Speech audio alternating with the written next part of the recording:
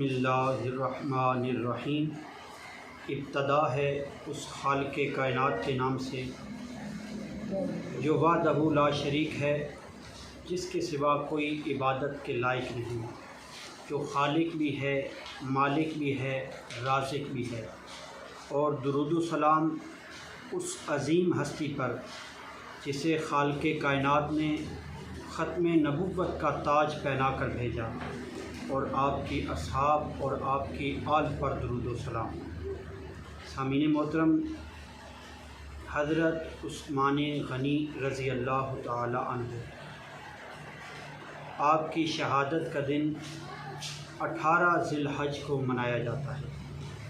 کون عثمان جو صاحب ذوالنورین ہیں، جو صاحب ذوالہجرتین ہیں، جو صاحب ذوالبشارتین ہیں؟ کون عثمان جو یار مصطفیٰ بھی ہیں، داماد مصطفیٰ بھی ہیں؟ عثمان جو حافظ قرآن بھی ہیں، ناشر قرآن بھی ہیں، اور جامع القرآن بھی ہیں؟ کون عثمان جو اہل بیت سے اتنی محبت فرماتے تھے کہ حضرت مولا علی کی شادی کا سارا خرچ اپنے ذمہ لے لیا؟ کون عثمان وہ عثمان جن سے اہل بیت اتنی محبت کرتے تھے کہ جب حضرت عثمان پر مشکل وقت آیا تو حیدر کرار شیر خدا حضرت مولا علی نے اپنے صاحبزادوں کو آپ کی حفاظت کے لیے پہرے دار بنا کے کھڑا کر دیا؟ وہ عثمان جو داماد رسول ہیں۔ آج ہم اپنے پروگرام کے اندر ان کی سیرت کے بارے میں گفتگو کریں گے۔ لجپال کریم آقا صلی اللہ علیہ وآلہ وسلم کے صحابہ کرام کا شمار ان خوش نصیب لوگوں میں ہوتا ہے جن کے بارے میں خالق کائنات نے ارشاد فرمایا اولئک هم الفائزون، یعنی یہ وہ لوگ ہیں جو کامیاب ہو چکے ہیں۔ اللہ رب العزت نے انہیں کامیابی کا سرٹیفکیٹ عطا فرما دیا ہے، اور ان صحابہ کرام میں سے کچھ خوش نصیب لوگ وہ ہیں جنہیں خالق کائنات نے قرآن مجید میں والسابقون الاولون کا ٹائٹل عطا فرمایا، اور انہی خوش نصیب لوگوں میں ایک ہستی حضرت عثمان غنی ذوالنورین کی ہے۔ اور صحابہ کرام میں سے بعض صحابہ وہ ہیں جنہوں نے اپنی قوت اور طاقت کے ساتھ اسلام کی خدمت کی، اور بعض صحابہ کرام وہ ہیں جنہوں نے قوت اور طاقت کے ساتھ ساتھ اپنا مال خرچ کر کے اسلام کے درخت کو پھلدار بنایا۔ انہی صحابہ کرام میں سے ایک ہستی حضرت عثمان غنی رضی اللہ تعالی عنہ کی ہے۔ تو آج کے اس پروگرام میں لجپال کریم آقا صلی اللہ علیہ وآلہ وسلم اور آپ کے صحابہ نے جو حضرت عثمان کو القابات عطا فرمائے ان کے بارے میں گفتگو کریں گے۔ تو آج ہمارے ساتھ جامعہ تاجدار مدینہ اور جامعۃ البنات سیدہ فاطمہ الزہرا کے یوٹیوب چینل دین اسلام پر ہمارے جو مہمان تشریف لائے ان کا تعارف میں آپ کے سامنے پیش کرتا چلوں۔ آپ عظیم مذہبی سکالر پروفیسر حافظ محمد اسحاق صاحب، یونیورسٹی آف چکوال، آپ اس کے اسلامک ڈپارٹمنٹ سے تعلق رکھتے ہیں۔ تو آپ کو میں خوش آمدید، اہلا و سہلا و مرحبا کہتا ہوں، اور ہم اپنے پروگرام کا آغاز کرتے ہیں۔ میں پروفیسر صاحب سے درخواست کرتا ہوں کہ سب سے پہلے آپ حضرت عثمان غنی رضی اللہ تعالی عنہ، آپ کے ابتدائی حالات اور قبول اسلام کا واقعہ ہمارے سامنے بیان کریں، اور آپ کی ابتدائی زندگی پر روشنی ڈالیں۔ بسم اللہ الرحمن الرحیم۔ سب سے پہلے میں جامعہ تاجدار مدینہ چکوال اور دین اسلام یوٹیوب چینل کی انتظامیہ کا اور مولانا عاقب صاحب کا شکریہ ادا کرنا چاہتا ہوں، جنہوں نے ایک بہترین اور عمدہ موضوع پر مجھے گفتگو کا موقع عطا کیا۔ جیسا کہ علامہ عاقب صاحب بیان کر رہے تھے کہ حضرت عثمان غنی رضی اللہ تعالی عنہ عشرہ مبشرہ صحابہ میں سے ہیں۔ حضرت عثمان غنی رضی اللہ تعالی عنہ السابقون الاولون میں سے ہیں۔ حضرت عثمان غنی رضی اللہ تعالی عنہ کا پورا نام عثمان بن عفان ہے۔ آپ کا تعلق بنو امیہ قبیلہ سے ہے، اور حضرت عثمان غنی رضی اللہ تعالی عنہ کی ولادت باسعادت عام الفیل کے 6 سال مکہ المکرمہ میں ہوئی۔ یہ بات ذہن میں رہے کہ عام الفیل ہجرت نبوی سے پہلے ایک تکوینی سال گنا جاتا تھا، جس سال ابرہہ نے مکہ پر ہاتھیوں کے ذریعے سے حملہ کیا تو اس سے عام الفیل ہے۔ عام الفیل کے 6 سال مکہ المکرمہ میں عثمان غنی رضی اللہ تعالیٰ عنہ پیدا ہوئے۔ حضرت عثمان غنی رضی اللہ تعالیٰ عنہ نے 34 سال کی عمر میں اسلام قبول کیا، اور حضرت عثمان غنی کو یہ شرف حاصل ہے کہ آپ نے ان چند صحابہ میں سے اسلام قبول کیا جن کو السابقون الاولون کا قرآن نے لقب دیا ہے۔ حضرت عثمان غنی رضی اللہ تعالی عنہ کا جو باقی خاندان تھا وہ سب کا سب مسلمانوں کے مخالف تھا، اور حضرت محمد عربی صلی اللہ علیہ وسلم کی دشمنی کے لیے وہ مشہور تھے۔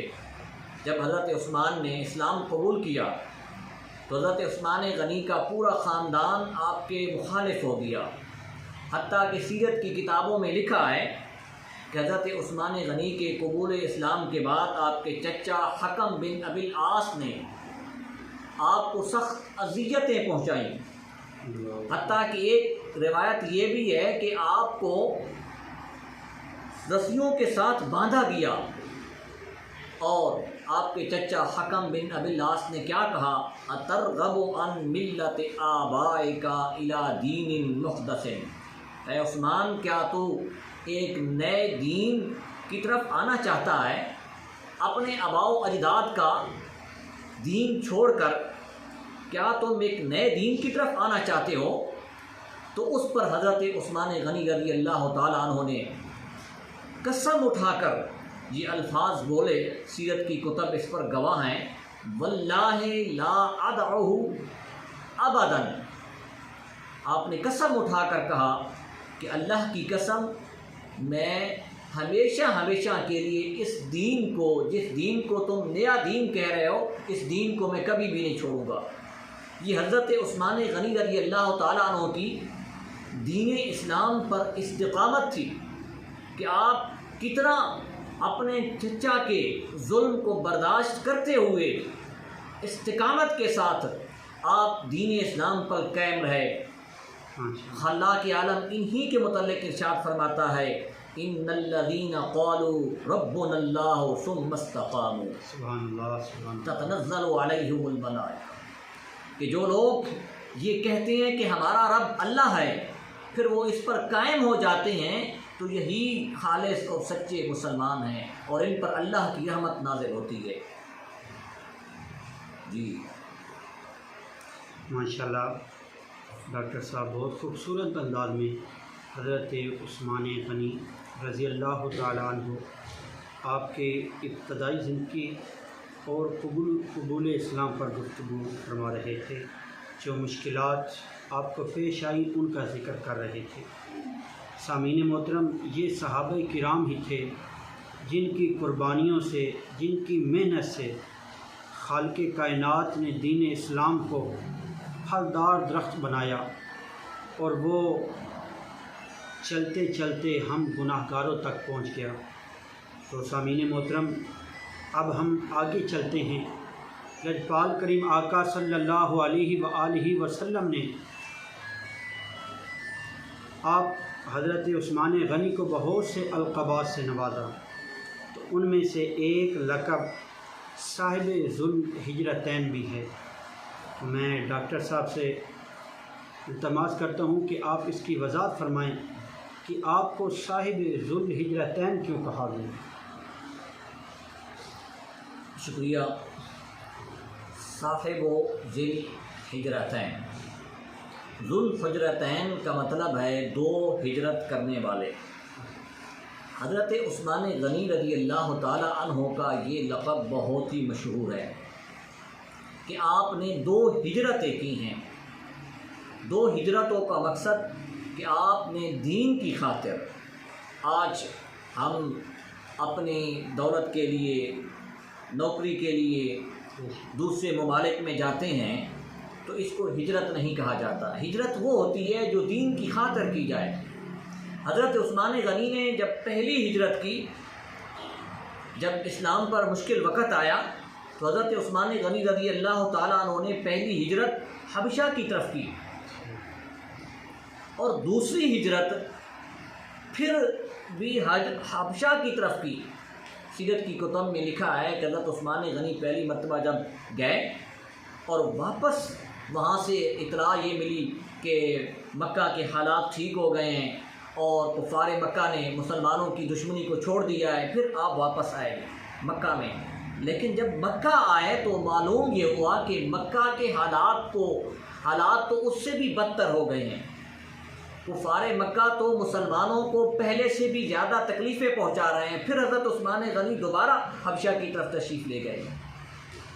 یہ حضرت عثمان غنی کی دوسری ہجرت تھی، اور تیسری ہجرت حضرت عثمان غنی رضی اللہ تعالی عنہ نے مدینہ المنورہ کی طرف کی۔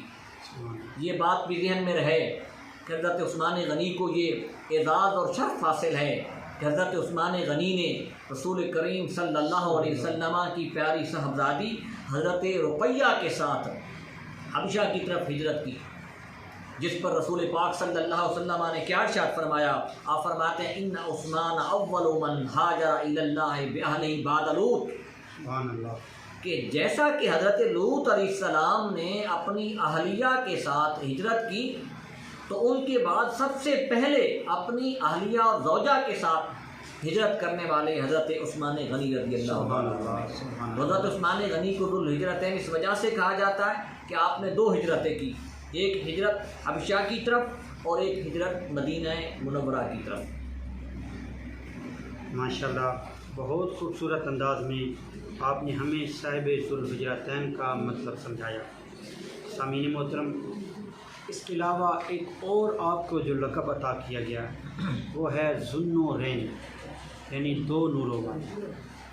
تو سامعین محترم، میں ڈاکٹر صاحب سے التماس کرتا ہوں کہ آپ اس لقب کے بارے میں بھی ہمیں آگاہ فرمائیں، کیونکہ شاعر بڑے خوبصورت انداز میں بیان کرتے ہیں کہ نور کی سرکار سے پایا دو شالہ نور کا، نور کی سرکار سے پایا دو شالہ نور کا، ہو مبارک تم کو ذوالنورین جوڑا نور کا۔ تو میں التماس کرتا ہوں کہ آپ اس ذوالنورین لقب کی وضاحت فرمائیں۔ ماشاءاللہ، آج ہماری جو گفتگو ہے وہ حضرت عثمان غنی رضی اللہ تعالی عنہ کے القابات کے متعلق ہے۔ حضرت عثمان غنی رضی اللہ تعالی عنہ کے جو مشہور القابات ہیں ان میں سے ایک ذوالنورین بھی ہے۔ ذوالنورین کا مطلب ہے دو نوروں والا، اور یہ لقب حضرت عثمان غنی رضی اللہ تعالی عنہ کو اس وجہ سے ملا کہ حضرت عثمان غنی کے گھر میں رسول کریم صلی اللہ علیہ وسلم کی دو صاحبزادیاں نکاح میں آئیں۔ پہلے حضرت عثمان غنی رضی اللہ تعالیٰ عنہ نے حضرت سیدہ رقیہ رضی اللہ تعالیٰ عنہ سے نکاح کیا۔ جب حضرت سیدہ رقیہ رضی اللہ تعالیٰ عنہ کا انتقال ہو گیا تو رسول کریم صلی اللہ علیہ وسلم کی خواہش پر حضرت عثمان غنی رضی اللہ تعالیٰ عنہ نے حضرت ام کلثوم رسول کریم صلی اللہ علیہ وسلم کی جو صاحبزادی تھی ان سے نکاح کیا۔ تو آپ کے گھر میں رسول کریم صلی اللہ علیہ وسلم کی دو صاحبزادیاں تھیں، اس وجہ سے حضرت عثمان غنی رضی